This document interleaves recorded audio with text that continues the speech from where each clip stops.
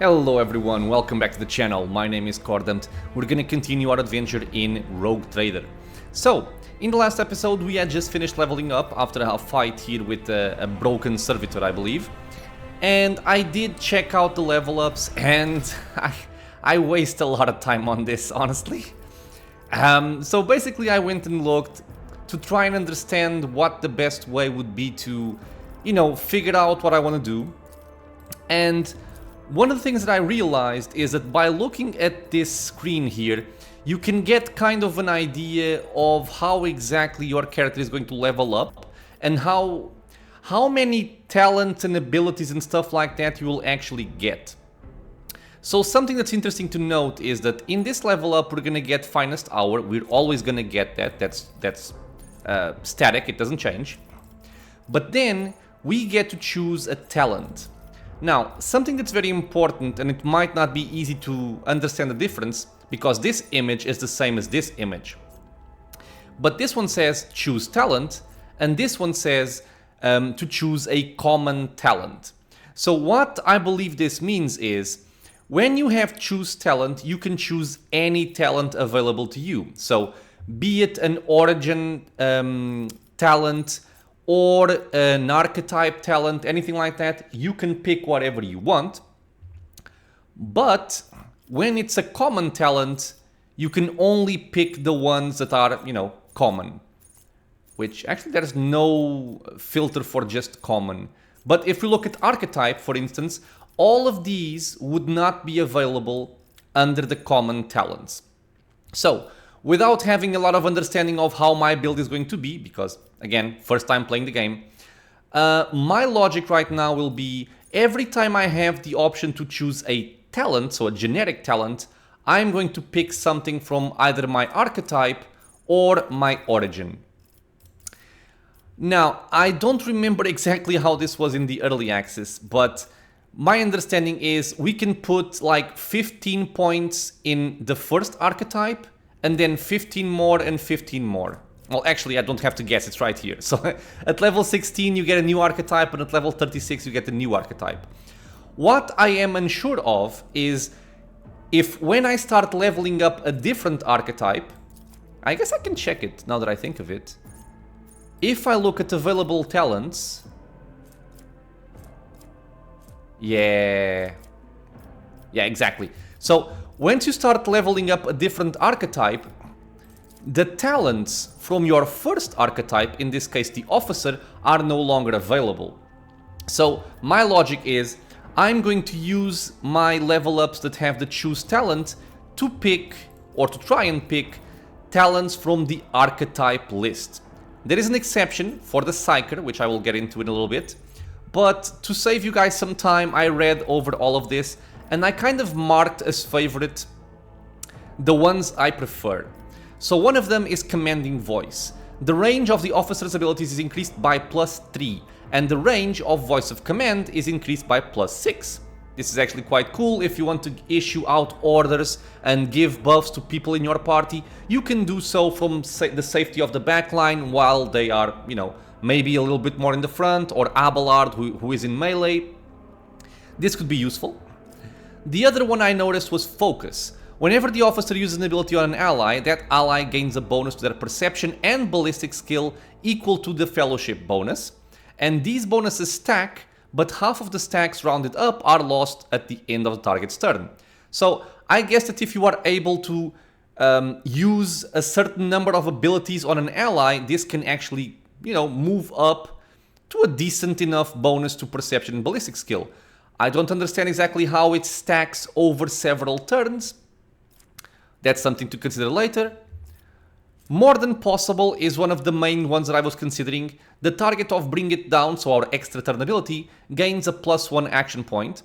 If they finish their extra turn using this ability with 0 action points, they will suffer willpower bonus direct damage. So in this case they would suffer 4 damage. But an extra action point, and again I go back to the point where I say that I think that action economy is going to be the most important thing in this game, or basically any turn-based game. This can be very powerful.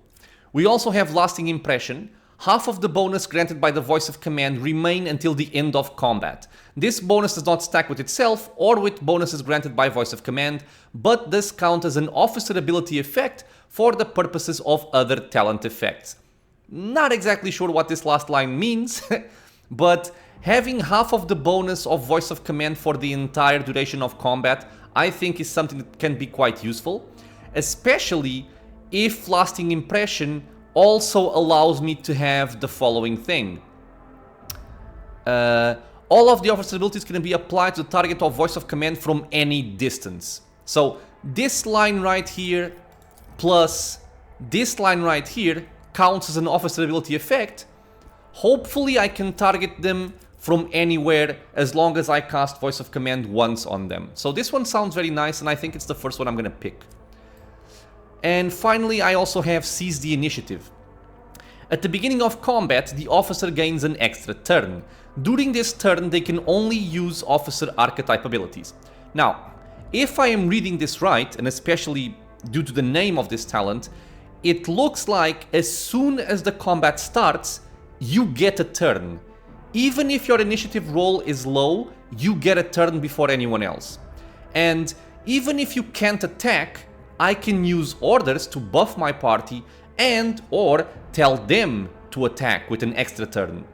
So I think that can be very, very powerful if we're able to take out an enemy or multiple enemies right at the beginning. That can be very useful. So I also like this one a lot. I'm going to leave this one a little bit for later because right now I don't really have a lot of archetype abilities. I only have the one. And I think we unlock some more on these level ups here. So this symbol, available abilities, we get to choose some of these. And I also marked them. You only get 2 per archetype, it seems. So we have to be very careful with our choices.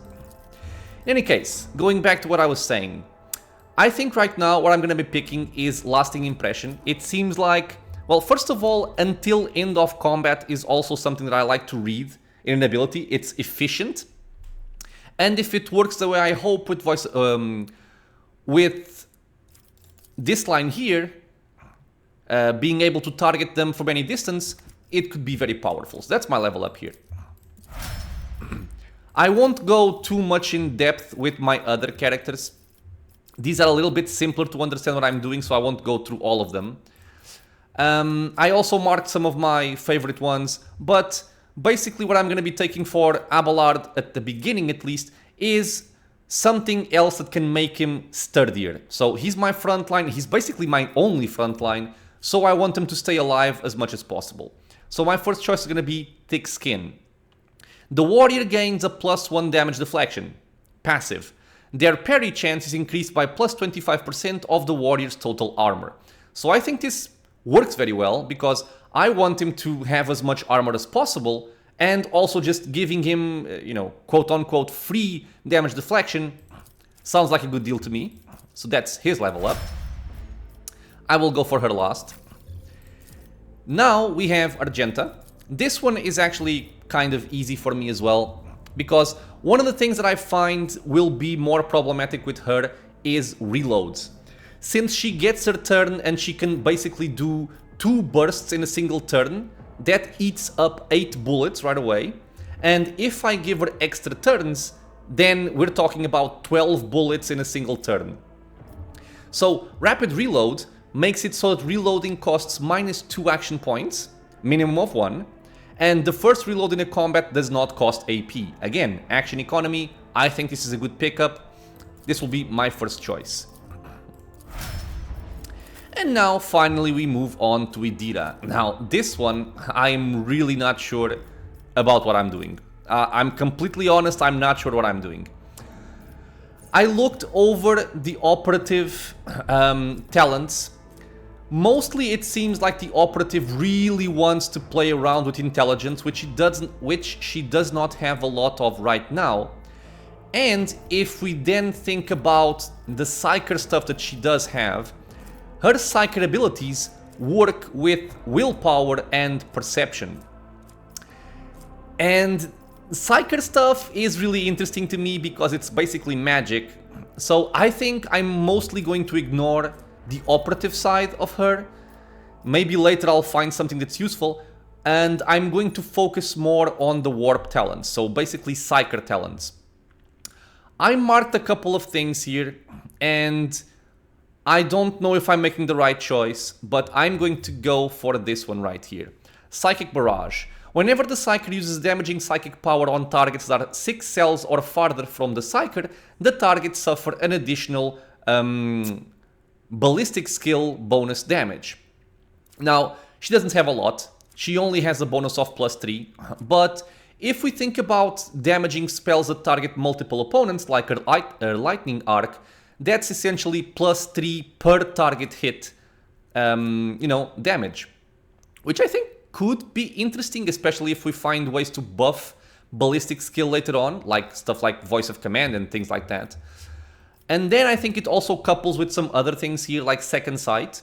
It basically tells me that the Psyker psychic powers that have a range of 2 cells or more have their range increased by perception bonus. So again, we get to increase the range of our abilities by a lot. And, other stuff like, for example, Mental Breach, Aftershock. Every time the Psyker deals mental damage from any source other than Aftershock, the target suffers half as much mental damage at the end of its next turn. So, what I'm thinking here is I'm gonna have someone that's going to sit behind cover a far way away and basically just nuke the opposition while also trying to buff my allies. And hopefully this will work out. If not, well, we're gonna find out soon. But yeah, Psychic Barrage, extra ballistic skill damage in all of our spells. As long as we are more than 6 cells away. Okay. These are the level ups. Let's see how they go. The one I fear the most is really on Idira. It's a little bit confusing to me that she's an operative and also a psyker. So what exactly to choose? It's not simple. Did I forget something here? No. Let's go. The Void Ship Bridge. Okay, we have some cargo. There was a lot of battle over here. Lord Warp. I did fine. Nice. The horrific vision is a product of the warp energies that permeate the bridge. Oh, we cannot go through there. Victory awaits. Edelthrad. The first sacrifice opens the eye. That's Conrad, right? The Voigtvir. second sacrifice draws its gaze. Oh, he's doing some kind of evil ritual.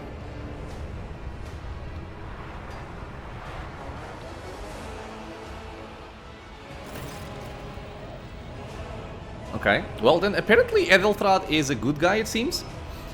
Edelthrad, with clutching a bleeding wound on his chest, gives you a tormented look.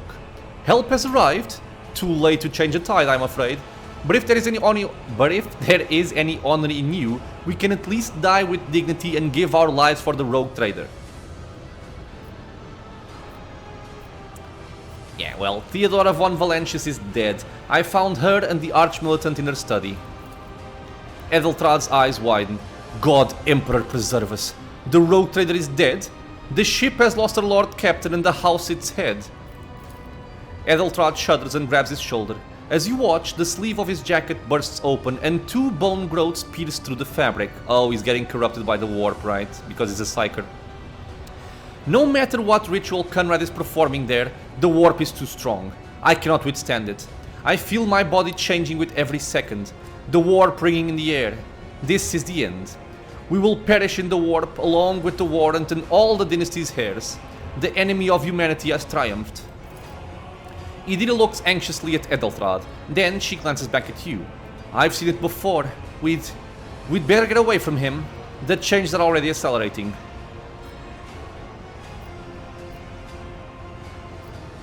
The ship can still be steered out of the warp, but we must first restore communication between the bridge and the navigator's sanctum.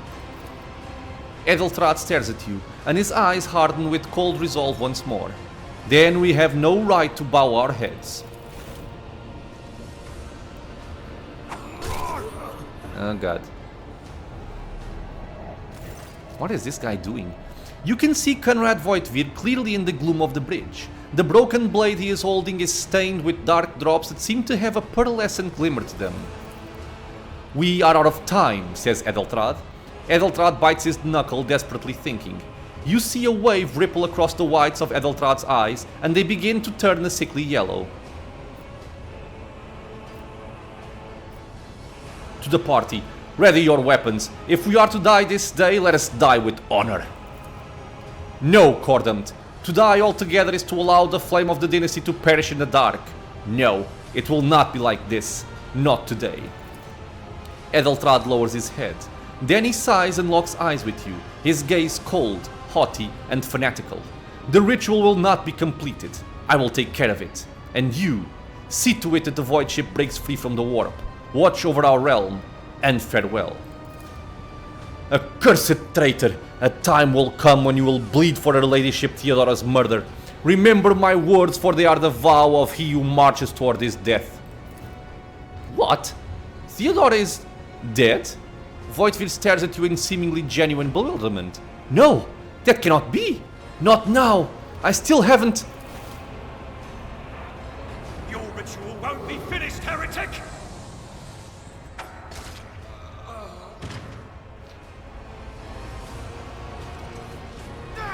Oh god.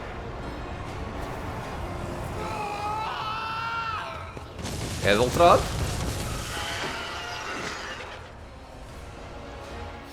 Okay. Here we go again.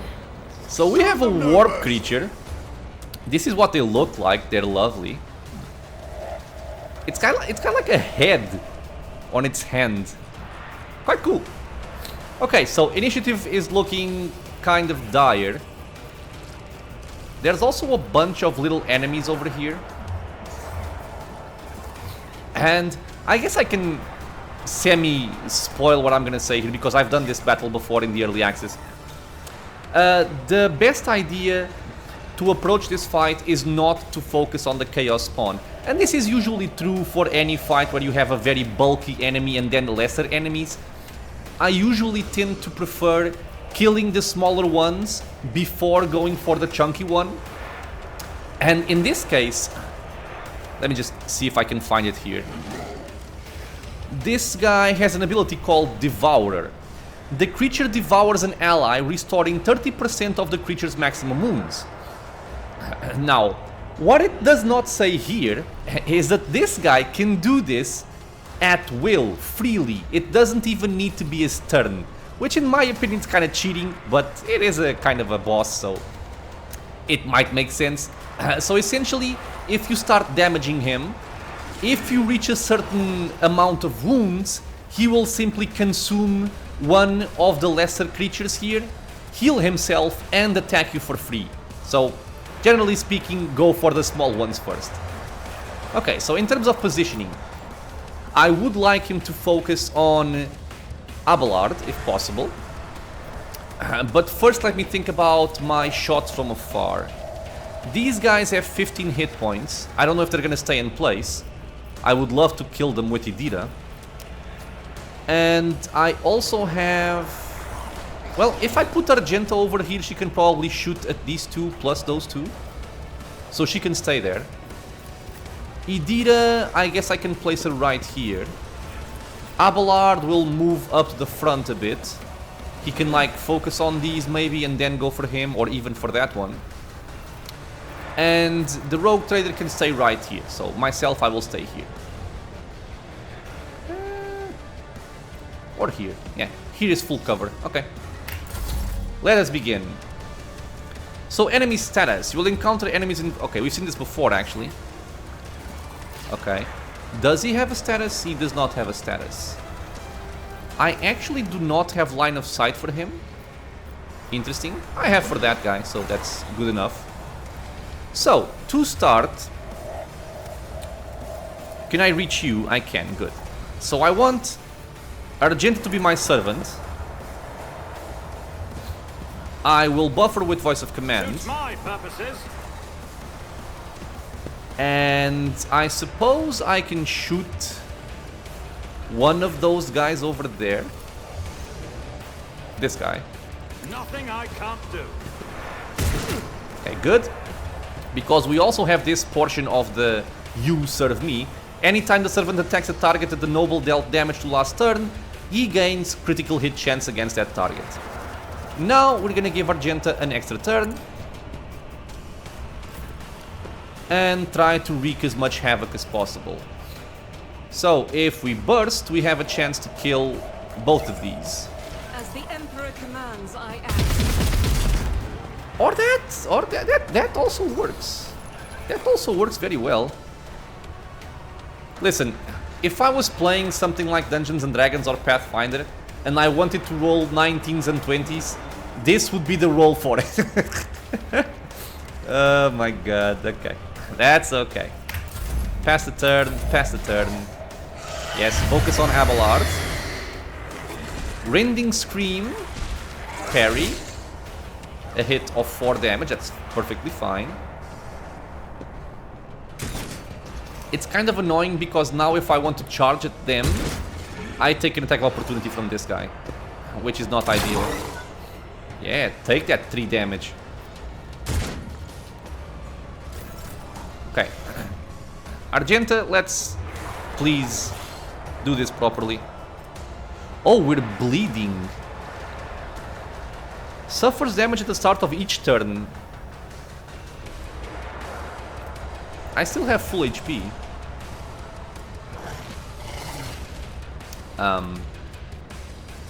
Okay.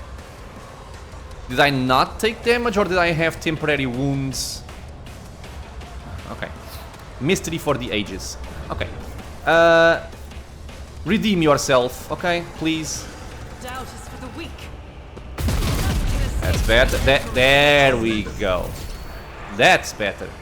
We also got our momentum up to the necessary amount. So to use unique abilities called heroic acts, or I call them ultimate abilities, sorry about that, or desperate measures, momentum is required. Depending on the actions of your party in combat, the momentum bar will increase or decrease. A high momentum value allows a character to use a heroic act. A low value grants access to desperate measures. Both abilities can completely change the course of a battle, this is true, they are very powerful, but every party member can either use one or the other and only once in a single combat. Okay, so let me see. Well, first of all, I'm going to use the rest of my points here, because I also want to see what line of sight I have. I seem to have line of sight for all 3 of these, but not that one. So run and gun. Actually, this was a bad choice, because now she's winded, which is gonna hurt my firearm mastery. Okay, I might actually just use it on someone else.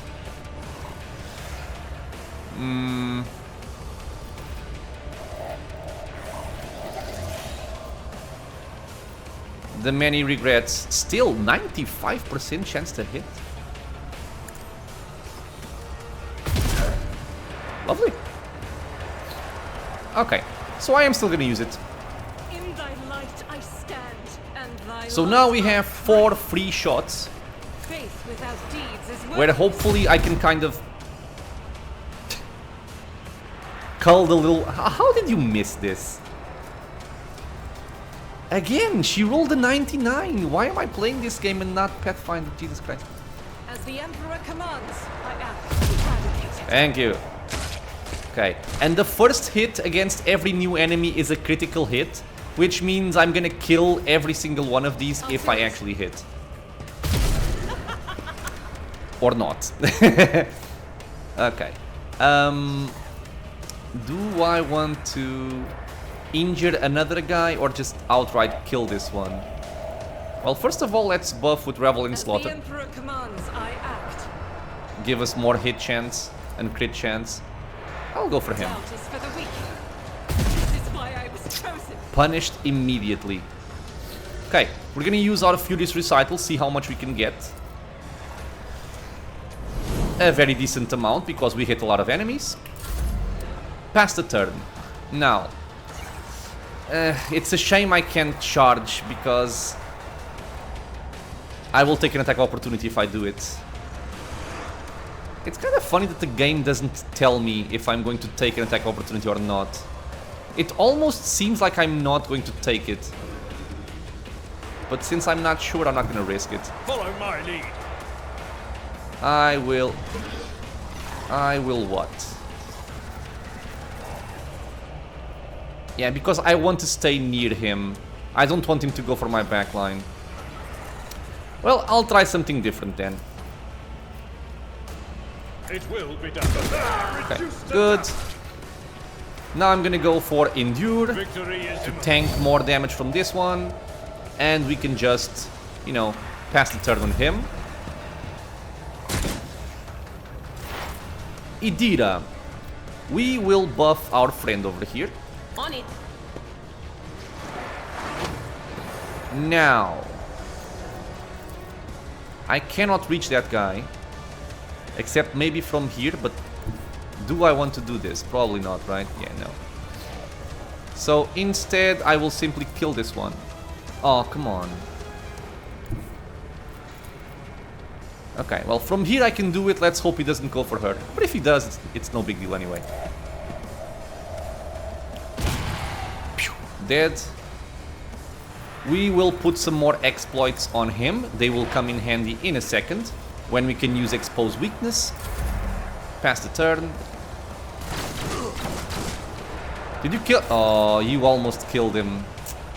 Man, that's a shame. If he died, I could have opened fire on this one. Okay. Let me think. She can't reach him. Well, maybe with the shot she can. I might as well try it, why not? not a problem for me. This fight is not very difficult anyway, so I'm not very concerned. There we go. So yeah, this doesn't reach, correct? But this might? Never mind, also no. So I will take the opportunity to also buff herself. And exploit even further. We will not waste our extra turns, my friends, don't you worry. You can maybe move over here Let's see in how case they I want to respond kill to that this. guy with him later. Yeah. Right now, just eat a shot. Or miss. Oh, you bitch. Okay, he actually focused on the NPCs, not on my character. Oh, that's bad. He proned my character. Well, it happens. It definitely happens. Now, this guy...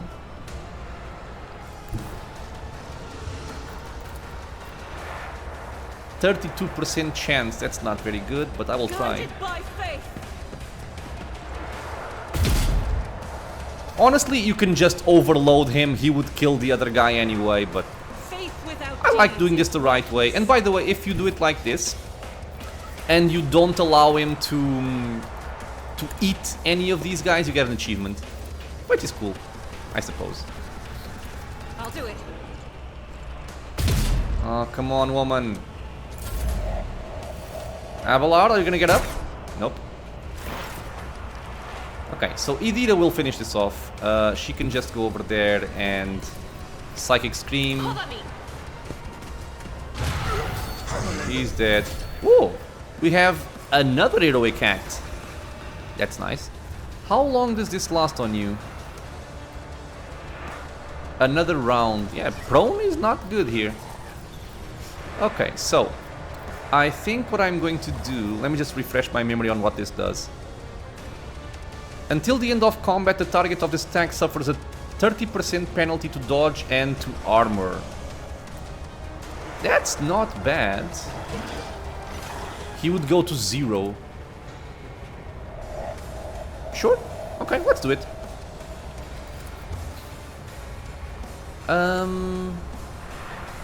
Yeah. None can stand against me. Okay, there we go. He's marked. And I can give this to him as well. And that's done. Ooh, okay, our Veil Degradation is at 15. So I gotta be careful using War Powers now. I've suffered worse. I wonder, if I give him an extra turn, will my prone go away because it counts as a round? Or will it just not work? Oh, we're gonna find out live. Okay, no, it doesn't work. It does not work. I guess I can give an extra turn to Argenta. And she can shoot this guy. Please don't over-penetrate, okay?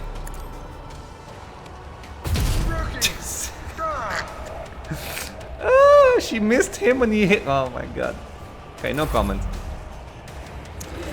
No comment at all. Suits my purposes. Why did I not foresee this? Man. Are you gonna live through this, friend?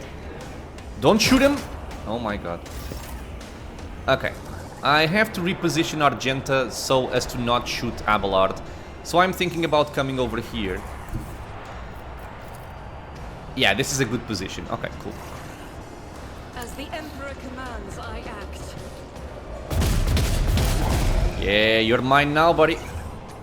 Let's reload. Doubt is for the weak. And we have to pass. We don't have anything else to do. Now, we're gonna go for Brace for Impact for extra deflection. We want Endure, that's for sure. And we are gonna stab this guy. Indeed. Pass the turn.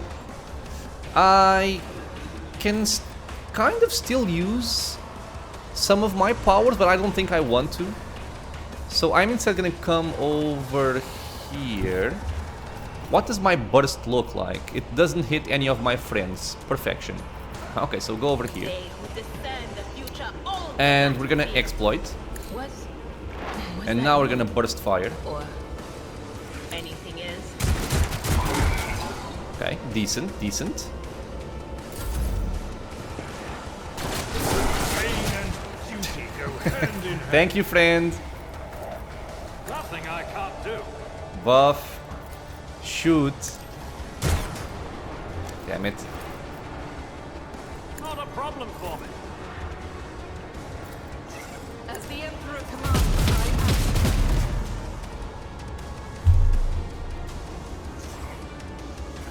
act. Didn't it say 100% chance to hit on top? I don't get it. I don't understand how this works. Even this part right here. The fourth shot was in the central line. We rolled a 6. And it missed. How? How does it work? Okay, I'm gonna have to study this. I don't understand how it works. My precious. Okay. Brace yourself, We're Abelard. fine, just don't prone me. As long as it doesn't prone me, we're good. Okay, so right here, 100% chance to hit. If I try a single shot, it's only 95. So, how are we missing? Faith without deed. Now I don't understand it. As the Emperor commands, Run and gun. Another burst. So 68%, 100%. I'll do it. Okay. Well. There are still some mysteries going on here, but I'll take it for now. We pick up some items here from this fight. We're gonna look at them in a second. Tolerate weakness. So let's order by newest. A blade shard. A blade made from mysterious metal that shimmers with the natural colors. What is this, by the way? It's not cargo, but it's not usable. Maybe something to craft later? Mantle of Heroism requires Iconoclast. Each heroic act used in battle increases the wearer's dodge by plus 20% until the end of combat. Okay, that's cool. It will go for Abelard. Whenever the wearer of these gloves gets an injury or falls unconscious in combat, their allies gain a +1 bonus to damage. The most likely person to get injuries is possibly Abelard, because he's in the front line, and other than that we have nothing else. We have also leveled up. Let me just quickly see if this level up is going to be messed up or if it's an easy level up. We get characteristics, which should be easy, and we also get... oh no. Oh no. Yeah, okay. Let me see if there is a more opportune moment for me to level up. And I will pause this episode and come back with my idea. If not, we will do it on the next one.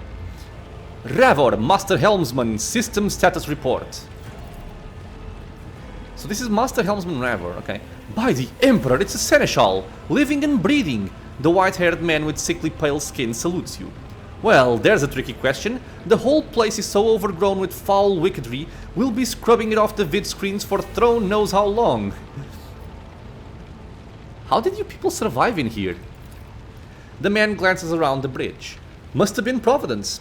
It better have been the Emperor's, not someone else's. When they barged in here, the ones with the Master of Whispers, some officers charged them, but it wasn't even a fight. I grabbed whoever I could and dragged them behind the cogitators, then I prayed for our rescue. We need to re-establish contact with the Navigator's Sanctum. It is our only chance of escaping from the warp. Your words seem to knock the officers out of their stupor, and the air around you fills with voices and commands being issued. You hear someone sobbing, one of the survivors buckling under the stress. Abelard cuffs the crying officer without even looking. Restore the Vox channel to the Navigator's Sanctum. Ready the crew. Prepare for translation to real space. Abelard pauses for a few seconds before turning to you. Cordumt, you may call me superstitious, but translation is not a good time to disregard rules. You are the only one who speaks for House von Valancius. You may not be the Lord Captain, but you, more than anyone else, deserve to take her place in the ritual that is about to commence. He directs your attention upward to the throne that sits at the apex of the tall staircase. Okay, what must I do? Take the Lord Captain's seat. Order the final preparations. Wait for the officer to report. Blast it all to the void. Translation is a craft, not something to be explained in a tick. Just go up to the throne, Master Cordumt. These people are about to do the impossible. The least they deserve is the solace of seeing a figure sitting in the usual spot. Please hurry. Every second we waste is a terrible risk. Okay, I am ready. Begin the ritual.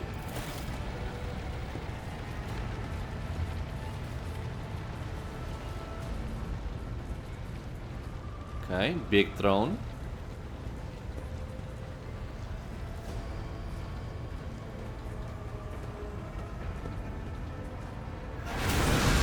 Whoa. Theodora? The image before you is hazy, swaying in sorcerous currents invisible to mortal eyes, as if whatever is beneath this thin shell is constantly changing while still remaining the same. It has taken on the guise of Theodora, but the false rogue trader's eyes reveal the entity's true surreal nature. One of Theodora's eyes is engulfed in otherworldly fire, the other, a vessel of ancient evil, bores into you. A voice seeps directly into your brain without ever reaching your ears, and his voice booms with all the horrors of the warp. Who are you to oppose destiny itself for the sake of lives that are not your own? So many threads stretch between you and other creatures of your world. Pitiful, worthless links, ready to shatter at the slightest touch. A muddled, erratic, pointless tangle. It resonates and merges with the voices that have already dug their foul roots into your consciousness. A moment later, you realize that all these voices are the myriad manifestations of the same call that has finally invaded your mind. You are to blame for Theodora's death? The vision lets out a cawing laugh. I am the beginning and the end, and all that courses in between. I am the voice of the truth that is destined to triumph, for this triumph is a terminal point of every twisted maze of fate.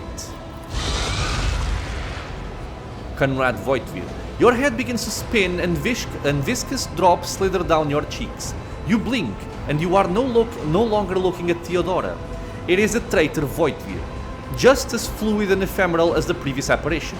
The same terrifying voice seethes from his lips. The aspirant vowed to return with a trophy, a relic that could serve the edge of daybreak.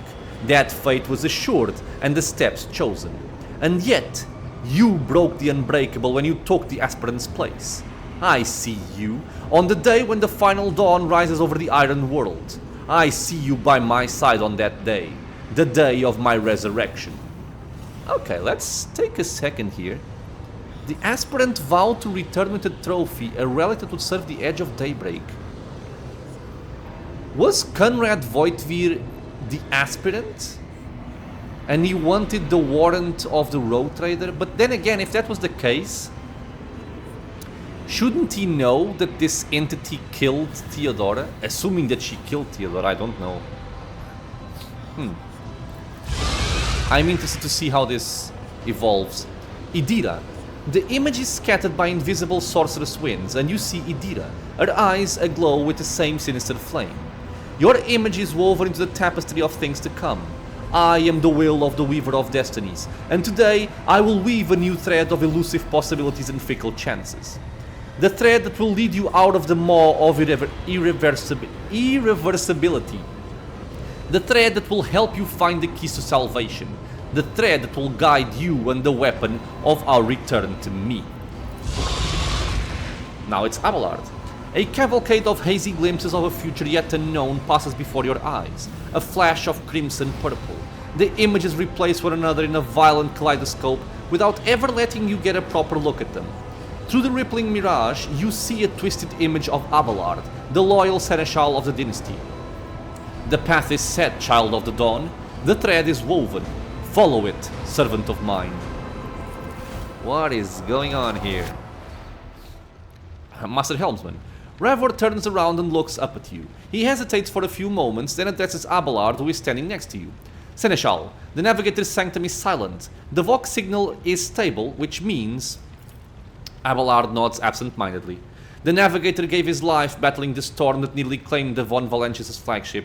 We will honor his memory along with that of all who died this day. Okay, so we're out of the warp? That's good. Ravor does not look away. He is giving you a hard stare, his white brows furrowed. Seneschal, will you tell us now? Who is that? Where's the Lord Captain? As First Officer, Oops. it is my duty to inform you with the greatest regret and indelible sorrow that Lord Captain Theodora von Valancius is dead. May her memory never fade from the annals of the dynasty. By right of blood succession, and with the absence of other kin who could challenge this decision. I mean, people need a leader, and apparently I have to be it, so I will just let him continue. It is hereby declared that the successor to Theodora von Valancius is her heir, the rightful inheritor of the warrant of trade, and the title of Rogue Trader. The official ascension ceremony will be held at a later time. In the interim, have you lost your tongues? Hail your lord. It is because of his toils that we all still live. The deed is done, Master. My apologies. I meant to say Lord Captain. Okay. Different looking The cutscene. treachery of the Master of Whispers was fruitless, but victory came at a great cost. Lord Captain Theodora von Valancius perished along with her heir Edelthrad, and thousands of crew members. Come on, subtitles. Work.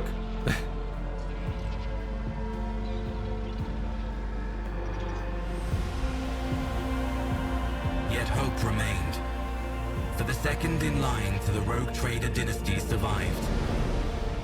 And through the strength of his resolve, saved those who were counting on him for protection.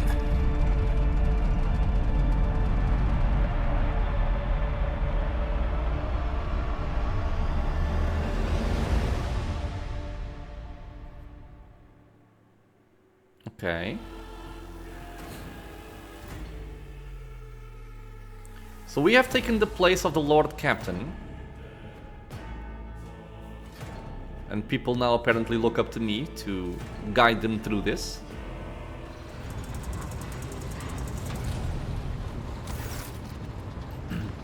Deep shadows of wariness can be seen on Abelard's face, though the old officer's eyes are keen. They rake over you from head to toe. He frowns, mutters something, then nods to himself. Well then, your lordship. You cannot help but notice that the seneschal does not know how to talk to you or where to begin. His hesitation brings an involuntary smirk to your face, as though someone else entirely is gloating at the old officer's confusion. Seeing your smile, Abelard pulls himself together.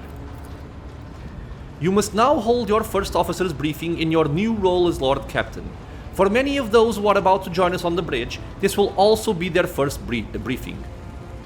We sustained massive losses among the senior and middle-ranking officers. Some posts have had to be filled by the deputy's deputy, while others go unfilled entirely, and now the deck clans are deciding who will take over the leaderless crews.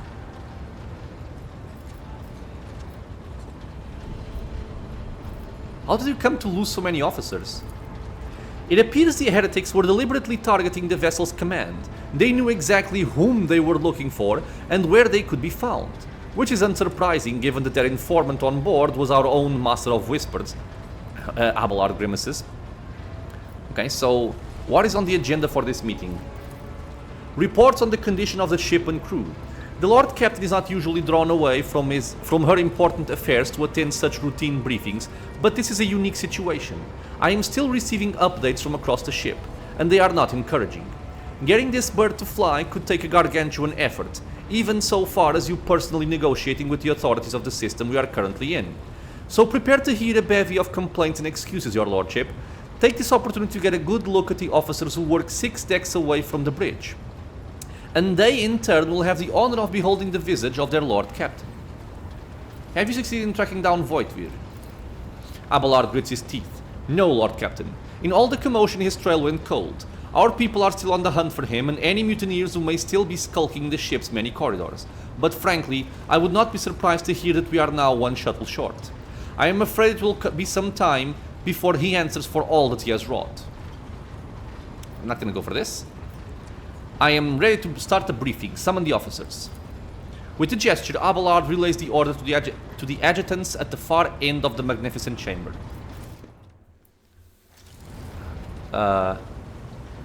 Really? Now is the time to... Oh my god. Yeah, that was a poor timing for the tutorial.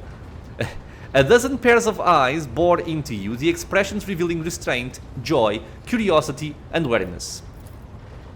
Attention officers, you have been granted an honor. Lord Captain Cordem von Valentius will personally conduct today's briefing. Our most gracious Lord Captain is ready to hear your reports. So he can kind of be dismissive. Perhaps you would introduce those present, Abelard? As you wish, your lordship. Abelard points to a tall, slender woman whose body seems to contain as many implants as it does flesh. Vigdis Suri Otta of the Toliman line, our new Voxmaster. It's a lady? Yeah, it's a woman, okay.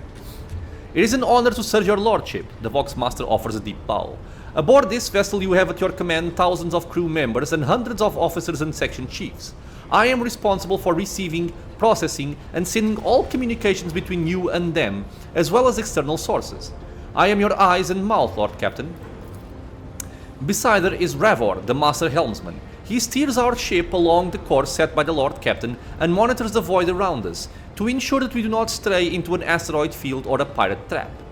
So interesting, because the Master Helmsman is not the navigator, so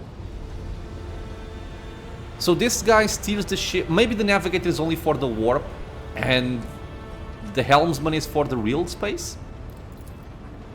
The bearded man with pale, almost transparent skin, large dark circles under his eyes, and a dour expression that seems hardwired into his face, gives a sullen nod. Hail, Lord Captain. This here ship's as good as home to me, so rest assured she's in safe hands. I'll die before I let her come to any grief. And lastly, our high factotum Janris Danrock, who oversees supplies, procurement, and the general material well-being of the ship. Looks very noble-ish, and also very arrogant. Dressed in an embroidered jacket, the heavyset man with oiled hair offers an obsequious smile and bows. This guy over here. It is an honor, your lordship. You may trust me with all matters concerning your comfort. Everything will be done to the highest standard. In the second row, we have the 3 officers charged with overseeing the ship's vital functions. The Master of Ordnance is responsible for the artillery aboard, the Infernus Master, whose crew work to prevent and extinguish fires on the ship, and lastly, the Drives Master, servant of the Omnissiah. The Machine God, a supernatural entity, god of all knowledge, worshipped by the Adeptus Mechanicus. Praise the Omnissiah. The 3 officers salute you. The Infernus Master does so with confidence, while the Master of Ordnance betrays nervousness. The Drives Master offers a salute resembling a dance, involving the complicated manipulation of all the Tech Priest's mechadendrites. So a Tech Priest, the rulers of the Adeptus Mechanicus, they revere technology as the object of their devotion. They direct the endeavors of fabrication and lead the followers of the Machine God in unforgiving crusades of ruthless acquisition. Man, I love this so much. And mechadendrites, a tentacle-like robotic limb prosthetic surgically attached to the spine. Okay, is that everyone? Unfortunately, our choir master, the esteemed Zachary Wise, head of the Astropath section, is unable to join us. So Astropath, a powerful sanctioned psyker who can send and receive messages through space using their telepathic abilities. He is in charge of communications with distant star systems. Master Wise has been in a trance for some time now, attempting to contact other planets in the Von Valancius Protectorate and inform them of Lady Theodora's passing and Conrad Voigtvir's treachery. I will deliver a report to your lordship on the Astropath's progress as soon as it is possible to do so.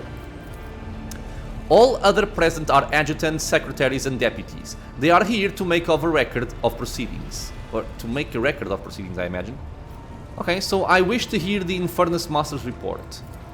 Yes, Lord Captain. The tall young man bows his head in deference. I can report that all fires across all decks have now been extinguished. The preliminary damage assessment, in terms of material losses and crew casualties, has been completed. The results have been submitted to the Seneschal and the High Factotum. The post passed to him after the previous Infernus Master and his next 3 deputies expired in the line of duty. Abelard remarked in a low voice, pitched for your ears only. The lad is managing well so far. He can take the heat, so to speak. High Factotum, what have you to report? We are toiling day and night to compile a full account of the losses. The task will require next to no involvement from your lordship. I will personally ensure that all damaged components are given into the Tech Priest's hands for attention and that all lost supplies are replaced. There is only one resource that I cannot replenish single-handedly, and that is people. We have lost more than 2,000 crew members, and unfortunately, this number is not confined to the scum from the lower decks, which are easily replaced, but also includes trained professionals. Yeah, that's mean. We will be able to make up our losses on the nearest planet, Rykad Menoris. However, the planet, the whole system in fact, belongs to Winterscale Rogue Trader Dynasty. We cannot simply begin recruiting on the planet without first coming to an understanding with the governor. In that respect, I am powerless. Negotiations at this level are a matter for the Rogue Trader. The crew losses suffered during the cultist raid can be remedied on Rykad Menoris. Especially true given Caligos's Winterscale's penchant for attacking first and asking questions later, and the kind of thick-skulled thugs he usually installs as governors on his planets, rumbles Abelard, frowning. Drives Master, I will hear from you now. A voice distorted by a Vox retranslator emerges from under the Tech Priest's scarlet hood. Lord Captain, the foes that set upon this noble void ship destroyed the repositories of hundreds of machine spirits.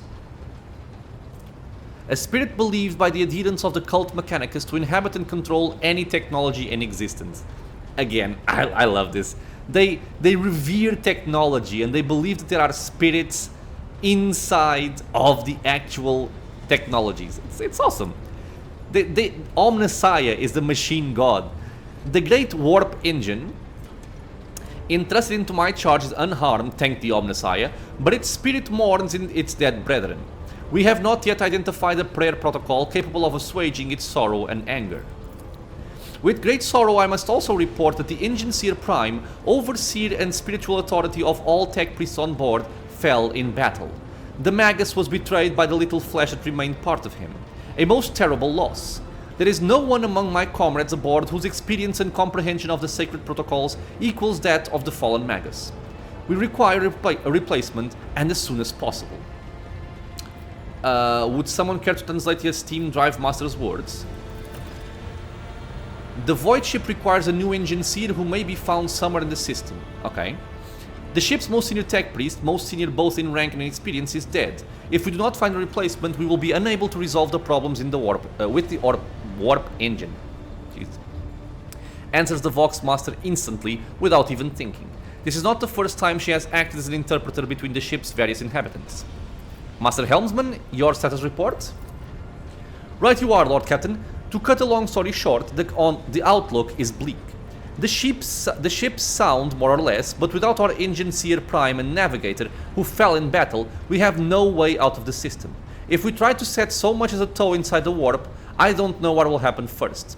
Our warp drive being torn to pieces, or all of us melting into the bulkheads.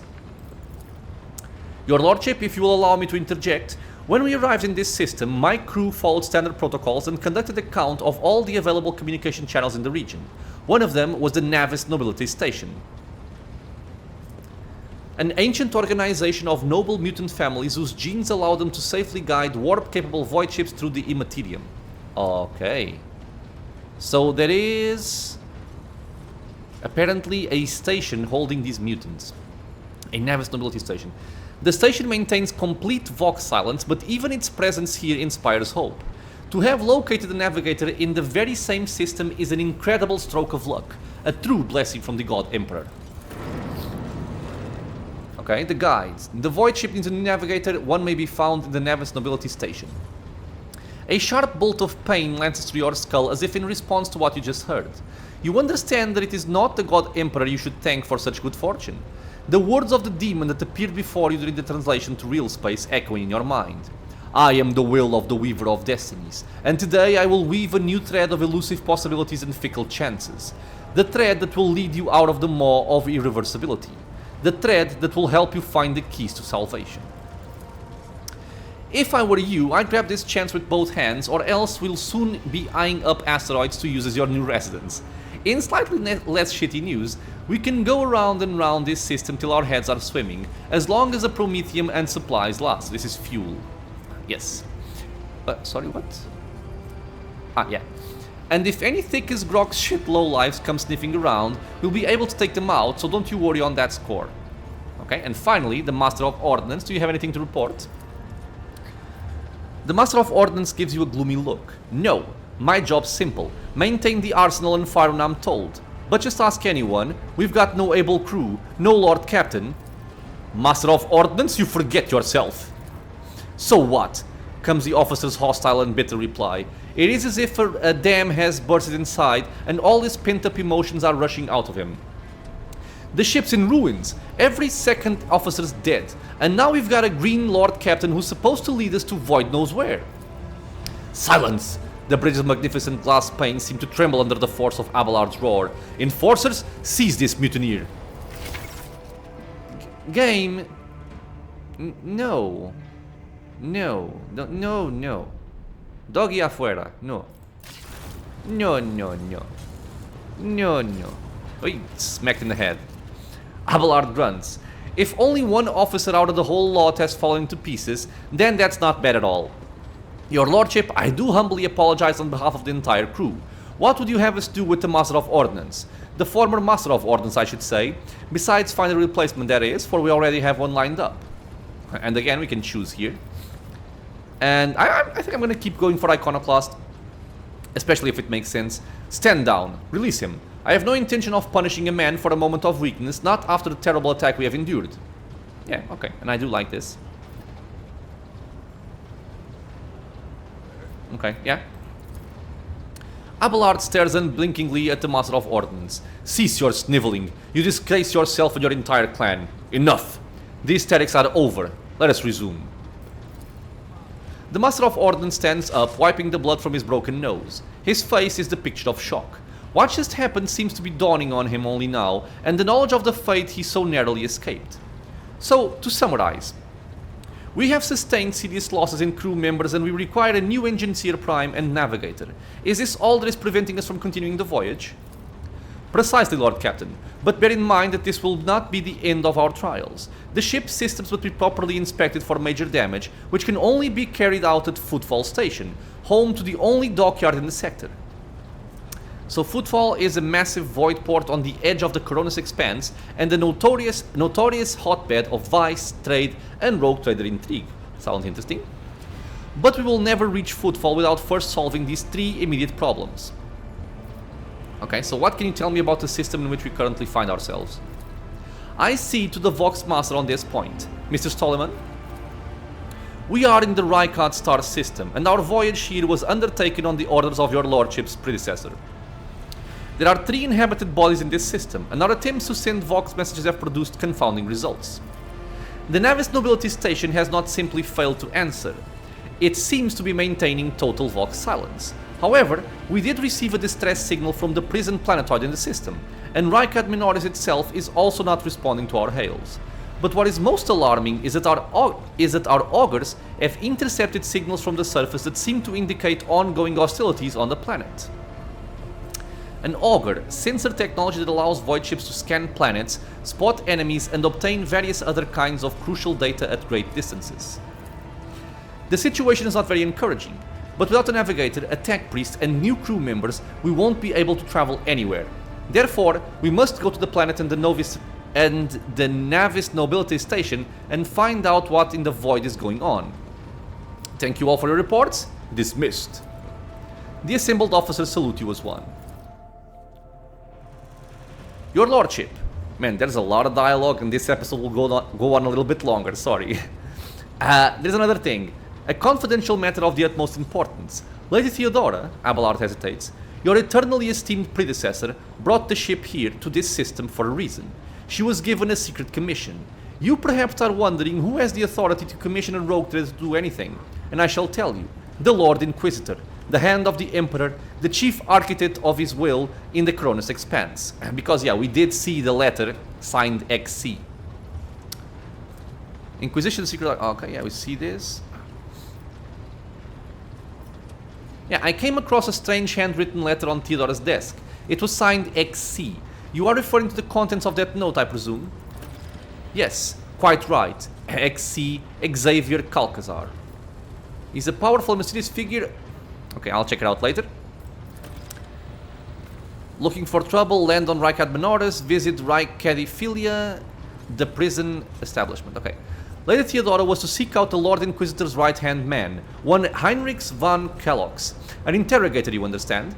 All I know is that he is somewhere in this system, that we must find him and offer him whatever assistance he requires, and then deliver him to Footfall in the Furibundus system. Finding him without any more information to go on will be difficult indeed, but an Inquisitor is an important individual. The authorities in the system, either the Navis Nobility or the Governor of Rykard Minoris, may know something. That is all of it, your lordship. You have a great deal of work ahead of you, but it is a mere taste of the daily burden of a rogue trader. Soon you must take up the reins of the von Valancius Protectorate. Abelard gives you another scrutinizing look, as if trying to gauge how long you will hold out under this mountain of problems. His face softens slightly, and it seems he is about to offer some words of encouragement. Maybe not. Idira, Sister Argenta, explain yourselves. The Sister of Battle grimly nods towards Idira. The Psyker is suffering some ailment, or dark madness. She insisted on seeing the rogue trader. I judge that it would be unwise to leave her unsupervised. For a brief moment, Sister Argenta's voice sounds hesitant. I was also hoping to approach you with a personal request, but it can wait. Speak with me when you have time, rogue trader. Idira's glazed eyes rove over those assembled. One word bursts from her lips. Daybreak. Bring the witch to heel. Idira, come to your senses. Damn it. Idira presses her fingers to her temples in desperation. Your lordship, here's the thing. I was trying to see the immediate future and it hit me so hard my head is still spinning. Something very strange is heading our way, and I can't make out what it is, no matter how hard I try. A single word is all I can make out. Daybreak. Or maybe it's dawn, and we've heard about this before. And it's ringing and ringing like an echo, like a bell. But if it's daybreak, then why is it so dark? We cannot extract any information of value from a single word. Can you tell us anything else, Mistress Class? No, not yet anyway. The voices are going berserk, all shouting at once. I can't make sense of any of it. As soon as I know or sense anything, I'll report it, alright? Lord Captain, if you want me to take a closer look into your future, find me on the bridge and we can talk. Lady Theodora was well served by my whispers on many occasions, and I'm sure you would benefit from them as well. The Psyker's bitten lips stretch into a wry smile. If there is nothing else of value to report, I declare this briefing concluded. It is time to get to work.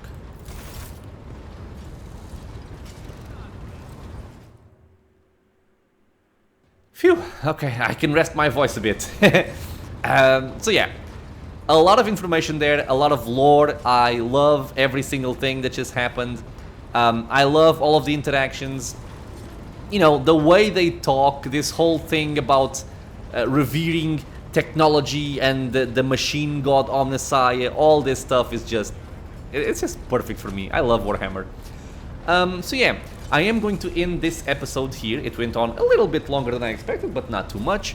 In the next one, my friends, expect a beginning just like this one. I am going to try and investigate what I want to do with my character. Again, there's a lot of stuff. I will probably make some mistakes on a first playthrough, that's to be expected. I will just try to make the most out of it with the information that I'm given. After deciding on what to take, as soon as we start the next episode, we will go through the level ups of our characters and then move on to our next quests. So just as a brief look over here. Okay, so let's remove the completed quests.